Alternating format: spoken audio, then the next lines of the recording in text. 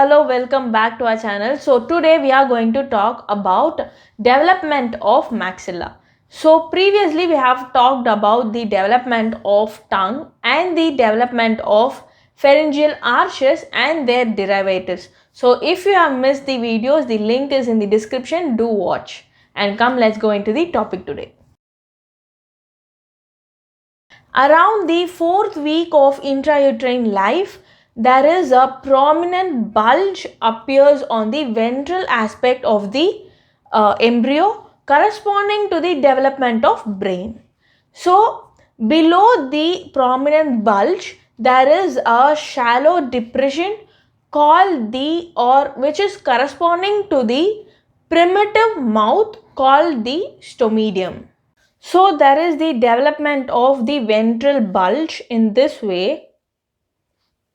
So that this be the ventral bulge and corresponding to the development of the brain.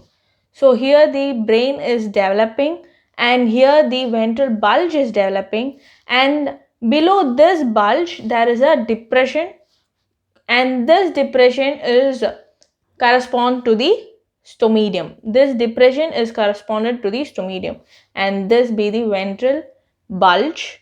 And this stomidium, the floor of the stomidium is layered by the bronchopharyngeal membrane or the oropharyngeal membrane, and that membrane separates the stomidium from the foregut. But around the 4th week of intrauterine life, there develops the pharyngeal arches, that is the 5 pharyngeal arches, and these 5 pharyngeal arches gives rise to the future head and neck region. And the maxillary and the mandible also derive from the first pharyngeal arch, that is called as mandibular arch. The mesoderm covering the developing forebrain proliferate to form the upper part of the maxilla, and this is called as frontonasal process.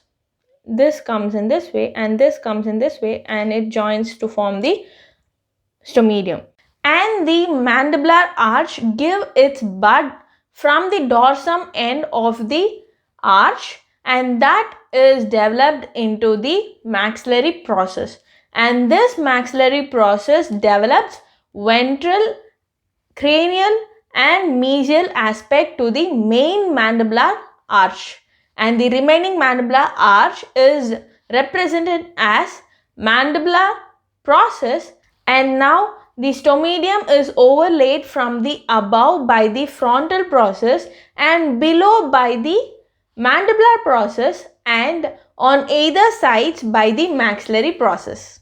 And the ectoderm covering the frontonasal process starts bilateral thickening on the two sides, and this thickening is called as nasal placodes, and this placodes soon sick and develops into nasal pits, and this nasal pits divides the frontonasal process into two parts: medial nasal process and the lateral nasal process. So the two mandibular process grows and fuse to form the lower jaw and the lower lip.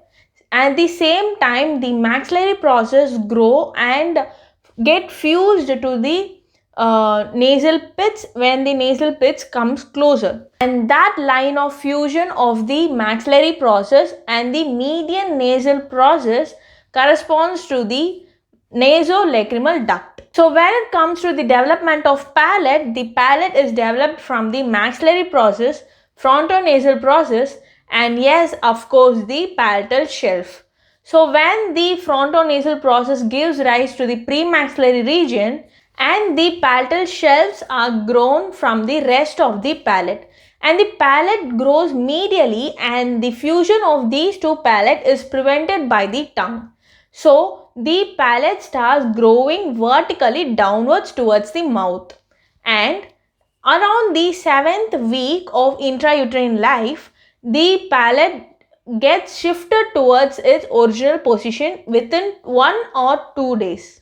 And the shift is from the vertical position to the horizontal position, and it gets fused. So this shift of the palatal shelf occurs within 2 to 3 hours just because of alteration in the biochemical activity and physical consistency of the connective tissue of the palatal shelf, and alteration in the vasculature and blood supply to the palatal shelf, and appearance of the intrinsic cell force and rapid differential mitotic activity. And these two palatal shells are by 8.5 weeks of intrauterine life start approximating to each other. At that time, the palatal shelf is lined by the epithelial lining, and as it joins, the epithelial lining get degenerated and the connective tissues start fusing with each other,